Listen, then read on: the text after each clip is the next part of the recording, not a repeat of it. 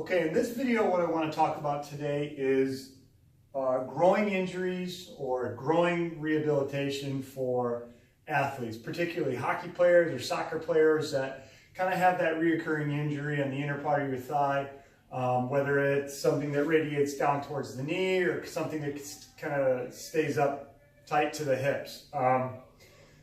So, you know, most of the time runners are going to have issues with their hip flexors, more things that are more front and back of the legs, and our hockey players, soccer players are going to get more, that have more lateral work, or even tennis players are going to get more groin injuries, or maybe even in the, which are the adductors, or the abductors, which are the outside of the hips and outside of the thighs. So there's three things I want to touch on today. These are going to come in groups of three. The first one is if we already have a groin injury, how to rehabilitate that. Another one is injury prevention. Another thing that I want to talk about is overall strengthening that area is to maybe post rehab to make sure that this issue doesn't become a reoccurring issue. Or maybe just for performance, if it's an area that you're noticing that you're a little bit weaker on the inner thighs than you are on the outer thighs, and it's something we want to strengthen to improve performance, that's where the strengthening part of what we're going to talk about today will come in.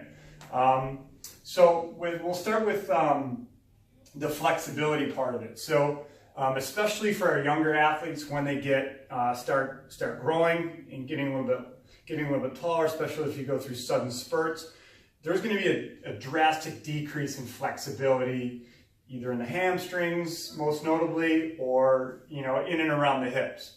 So you have your typical, most everybody knows your typical, inner thigh or groin stretches, which are still extremely useful and can still play a very important role for injury prevention and flexibility, mobility. But I'm going to show you a couple more today, just to touch on the old ones that we like.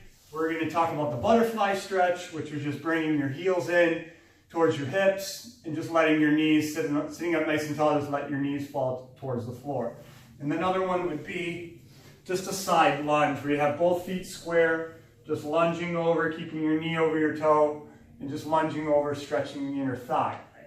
Today I'm going to give you two more that I think are great, especially for a hockey player. And I couldn't, and definitely for a goalie who's, obviously has a little bit different job than, a regular skater, but still has a lot of up and down, especially with the butterfly goalies. We get our feet apart, our knees in sometimes, putting our hips in compromising positions. So this is also great for mobility for the goalies as well. So one that I like is having your hips, your feet just outside your hips, so you have a small capital A, you're not out really wide, and you have a slight angle to your toes. And then here you're going to grab the ends of your toes and just sit nice and deep with your torso up tall. Just letting your body weight drop, so your hips are nice and loose and relaxed, and you're just grabbing onto your toes. And then you can even throw a little hamstring in there in order to give your hips a rest, and just round your back and drop your head. And you can move back to these. You can hold this as a static stretch for a little bit longer, 20, 30 seconds. Or you can do it a little bit more dynamically like that. But the thing is, you're pushing your knees apart. You're opening up everything in your hips, all the muscles, your abductors, your glutes are working there, your glute medius, your lower back is actually getting a nice stretch. And then plus your groin, adductor longus, and even your hip flexors are all opening up there. So I like that one. Another one I like, this is one of my favorites.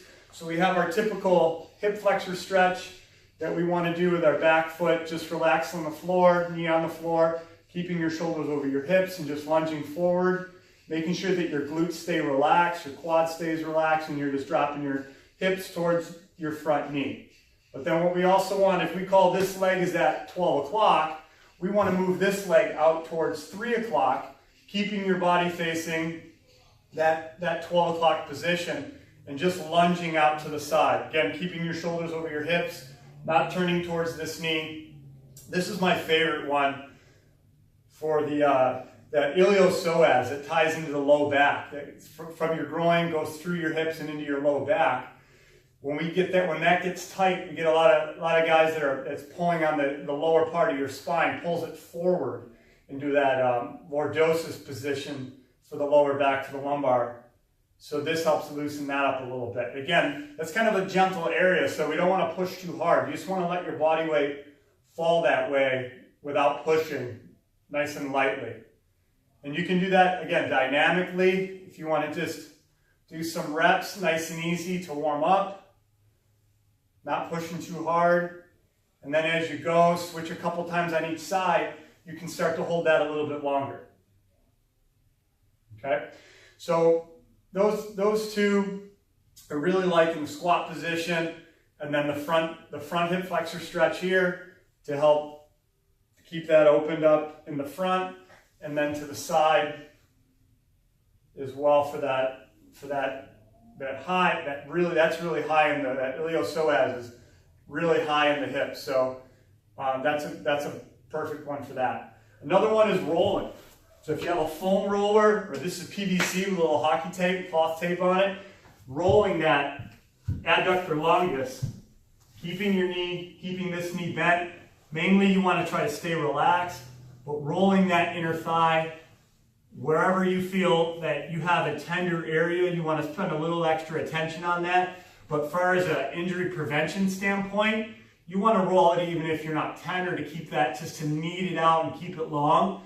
And then if you have a little bit more of a tender spot, whether it be down by your knee or higher into your groin, you want to just put a little more attention into that. But you do want to be careful, because you can overroll, and that could come back and you can create a sore area and make the problem actually a little bit worse. So you want to do little bits at a time, so you understand how much rolling is appropriate for you. So start off by doing a little bit, maybe 20 reps on each leg. Wait till the next day, see how it feels, go back and try a little bit more if it felt good.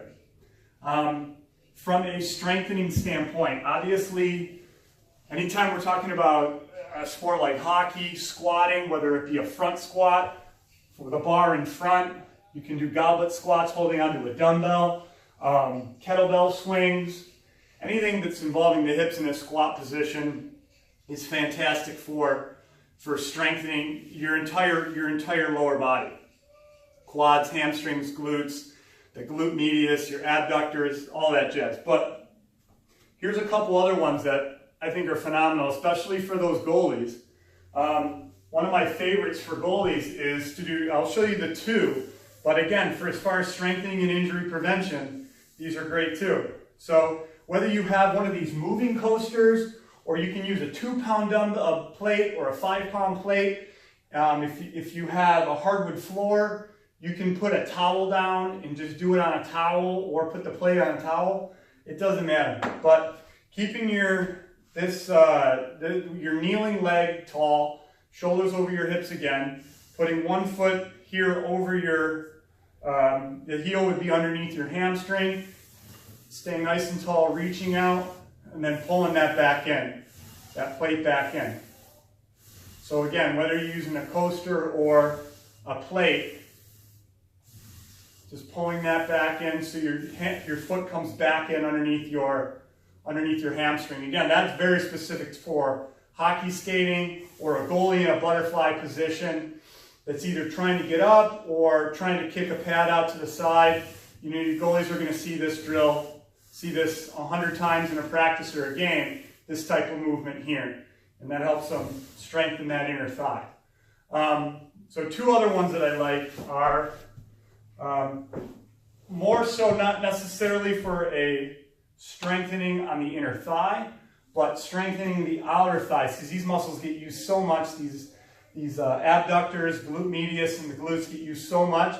We want to make sure that they're being used unilaterally, with one side at a time, so you're not stronger on one side than another, but they're also strengthened throughout enough to do whatever your sport is. So you don't have an imbalance from outside strength to inside strength. So going in a side plank position, keeping your hips in, keeping a flat line here from the bottom knee to the inner thigh, and just doing a leg raise, making sure this knee doesn't bend so your hamstring's not getting involved, but let's up and down, maybe 3 sets of 15 on each side.